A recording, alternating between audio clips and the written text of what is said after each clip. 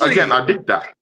No, I completely dig what you're saying, bro. It's just that right, and I understand what you're saying too. I don't want to upset the balance. I'm not trying to sit here and tell you, fuck Zubamendi, he's a piece of shit, he shouldn't play, and Skelly should be the 8. We're not saying that. What we're saying is the rotation needs to happen, and with the rotation, you're gonna have to experiment to let these guys get a breather if we're trying to win. If we're not trying to win, if the only title that we're really trying to go for is the Premier League, then sure, wasn't rotation though.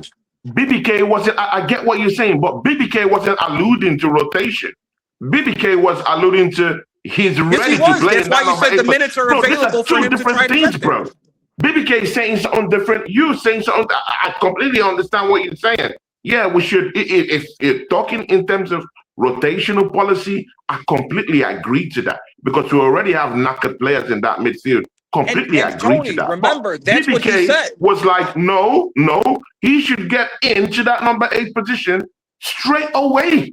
Like it shouldn't even be some sort of rotational policy. No, go there and play in that number 8 position. No, that's what Tony. If you remember what he said, no. What he said was, when you asked him, should he get the number 8, you said yes, because the minutes are there for him to get to be able to give these guys breathers. He was never saying that. Then what about Kai Havertz?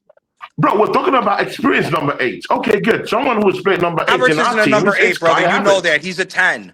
If anything, Havertz should be the rotation for Eze. No. He's played that left center mid. No, he's played that left center mid. And it didn't work. How many points have we dropped? It doesn't matter. You can use a more experienced player in at that point. I get that he's a more experienced player, but he's more of a 10. You can use a more experienced player at that point. And Kai Havertz is a more experienced player. But he's a more experienced player as a 10. Kai Havertz, even if he's not the end, he doesn't have the end product that I like. It's not my typical kind of forward that I like. He still has proven that he can pop up in different positions. Even if you tuck him into that number 8 position. But remember when we played him as an 8, which is the position, right center mid, he could pop up from the wings. He could do anything. Correct. But remember, but again, at this point of the season, you play players in their best position because it's all about getting the results, like we all said at the beginning. I hear you. So now someone is really telling me in this team you would rather go for a Lewis Kelly in that number 8 rather than a Kai Havertz who's fully fit. No, because I want Kai Havertz to come in.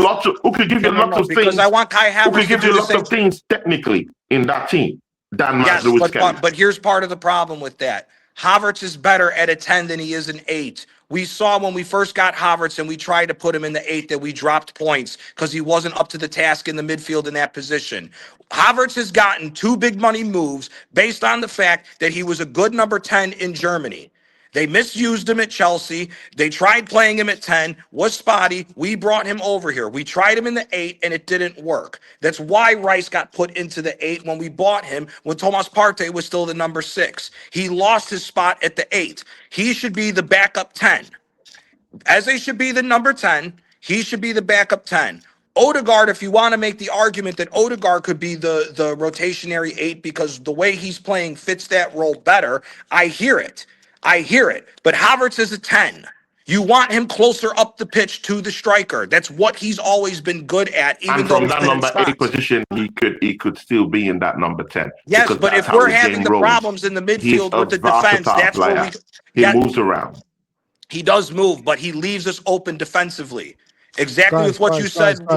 Then you have to pick your poison. At this point, you have to pick your poison. That's why I said do you really want to attack teams, or do you really want to sit back? If you want to be a possession-based team, then okay, good. I don't see any harm in tucking in one forward there who could roam around, the spaces, roam around the area. Maybe play just in behind Victor Gyökeres, go through the wings, go to the left, go to the right. He can do it. Aerially, he gives us that much possession aerially too. So again, it depends on how you want to look at it. Yeah.